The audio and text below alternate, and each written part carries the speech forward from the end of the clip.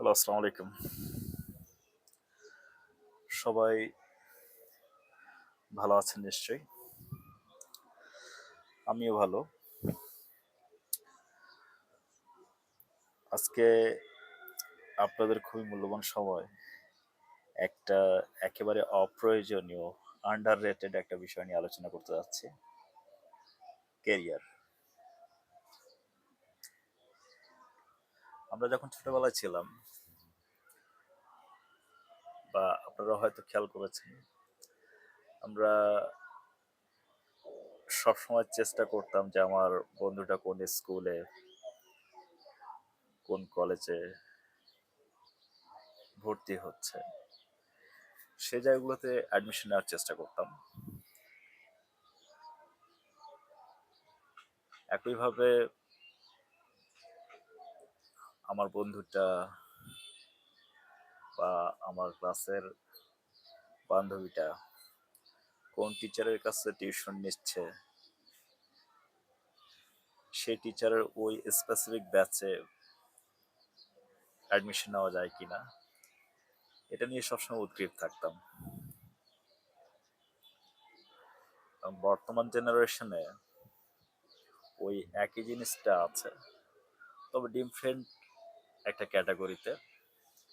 এখনকার ট্রেন্ড চলে আসছে যে পাশের ফ্ল্যাটে ভাবি তার ছেলে বা মেয়েকে কোন স্কুলে ভর্তি করাচ্ছে, কোন টিচারের কাছে টিউশন দিচ্ছে। আমার সন্তানটাকেও বা আমার ছোট ভাইকে বা আমার ছোট বোনকে ঠিক ওই প্রতিষ্ঠানে এনি হাও অ্যাডমিশন দেওয়াতে হবে, বা ওই টিচারের কাছে টিউশন দিতে হবে। এবং এটা নিয়ে মোটামুটি আমাদের সমাজে একটা ভালো কম্পিটিশন চলে অনবরত, এবং অনন্তকাল ধরে মনে হয় চলে আসছে এই ট্রেন্ডটা। আমি পার্সোনাল একটা এক্সপিরিয়েন্স শেয়ার করি। এটা পারহ্যাপস 2013 বা 2014 সালের ঘটনা। এটা আমাদের সৈয়দপুর লায়ন্স স্কুল অ্যান্ড কলেজের সামনে দিয়ে আমি তখন হেঁটে যাচ্ছিলাম। তো দেখি একজন অভিভাবক, মানে একজন মহিলা মানুষ, ছোট্ট একটা বাচ্চা, মনে করেন যে সে কিন্ডার গার্ডেনে খুব হার্ডলি প্লে বা নার্সারিতে পড়ছে, তাকে টেনে হেঁচড়ে নিয়ে যাচ্ছে রাস্তার উপর দিয়ে। এবং এক পর্যায়ে দেখি যে তাকে থাপড়াইতে থাপড়াইতে নিয়ে যাচ্ছে। এবং ওনার মুখের কথা ছিল এরকম যে, তুই কেন 99 পাইলি, 100 পাইলি না কেন? আমি আজকে আপনাদের সামনে ভিডিও করছি, একটা ছোট্ট একটা প্রতিষ্ঠানের সহকারী শিক্ষক হিসেবে আছি। কোন বিষয়ে? রসায়ন বিষয়ে। এবং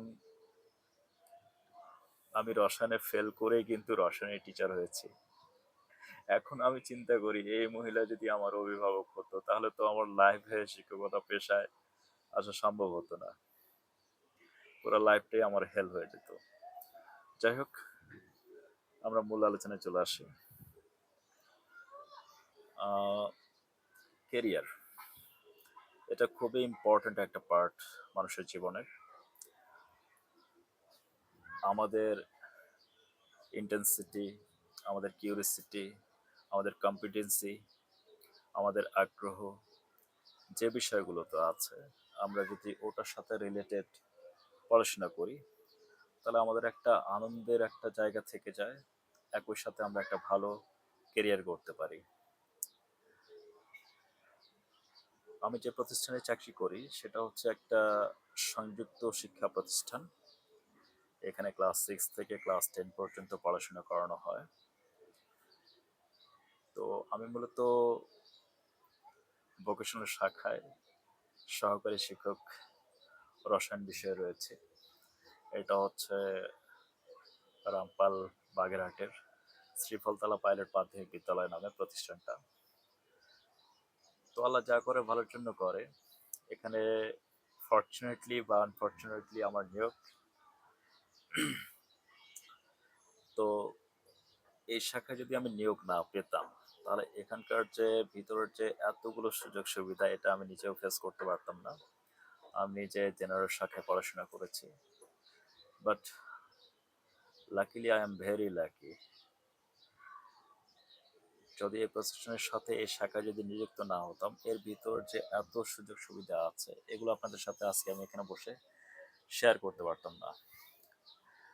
একটা ভ্রান্ত ধারণা ছিল, আমার মাঝে একটা ভ্রান্ত ধারণা কাজ করতো যে এসএসসি ভোকেশনাল শাখা থেকে বা দাখিল ভোকেশনাল শাখা থেকে যারা পড়াশোনা করে তারা জীবনে প্রতিষ্ঠিত হতে পারে না, এরকম একটা মানে ভ্রান্ত ধারণা আমার মধ্যেও কাজ করতো। বাট এটার ভিতরে যখন এসে আমি দেখি জিনিসটা, এখানে হিউজ অপরচুনিটি আছে, হিউজ অপরচুনিটি, যেটা আমাদের জেনারেল শাখায় কোনোভাবে পাওয়া সম্ভব না। ছোট্ট একটা উদাহরণ দিই, এখানে যেটা আমরা জেনারেল শাখায় যেটা মনে করেন 9, 10 2 বছর ধরে যে বইটা পড়াশোনা করছি, এই ভোকেশনাল শাখায় হচ্ছে কি এই একই বইটা 4টা ভাগে বিভক্ত করে পড়াশোনা করানো হচ্ছে। কিরকম আপনাদের একটু বলি, তারা আপনারা ভালোভাবে বুঝতে পারবেন। এখানে দেখা যাচ্ছে যে মনে করেন আপনাদের বোঝার সুবিধার্থে কোনো একটা বিষয়ে ধরে নেন যে 12টা অধ্যায় আছে, তাহলে এখানে ক্লাস 9টাকে বলা হচ্ছে প্রথম সেমিস্টার এবং ক্লাস 10টাকে বলা হচ্ছে সেকেন্ড সেমিস্টার। তো এই প্রথম সেমিস্টারে আমরা যেভাবে করে কাজ করাই বা আমাদের যেভাবে করে নির্দেশনা আছে, ক্লাস 9-এর জন্য আমরা 6টা চ্যাপ্টার সিলেক্ট করে নিই বা বোর্ড থেকে আমাদের 6টা চ্যাপ্টার সিলেক্ট করে দেয়। আমরা এই 6টা চ্যাপ্টার পুরো ক্লাস 9 ধরে তাদেরকে বারবার প্র্যাকটিস করাই এবং এই 6টা স্পেসিফিক চ্যাপ্টারের উপরে কিন্তু ক্লাস 9-এর সেমিস্টারটা শেষ হয়ে যায়। এবং সবচেয়ে মজার যে বিষয়টা, এই যে ক্লাস 9-এর যে সেমিস্টারটা, এখানে অলমোস্ট 50% নাম্বার আমরা আমাদের প্রতিষ্ঠান থেকে নিয়ন্ত্রণ করে থাকি এবং বাকি 50% নাম্বার বোর্ড পরীক্ষার মাধ্যমে নিয়ন্ত্রিত হয়।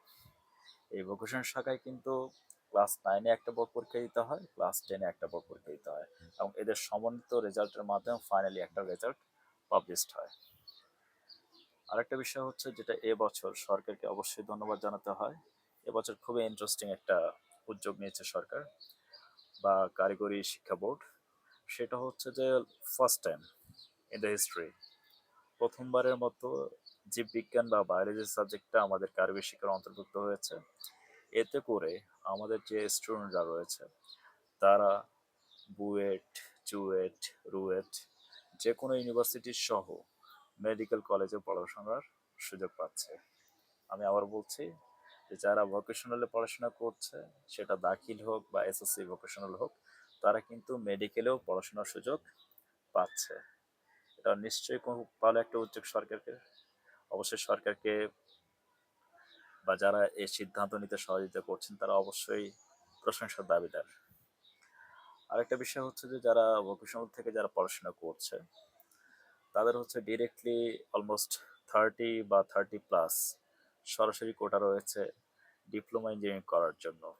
ঠিক আছে, এটা খুবই ভালো একটা অপরচুনিটি যারা ভোকেশনাল পড়াশোনা করছে তাদের জন্য।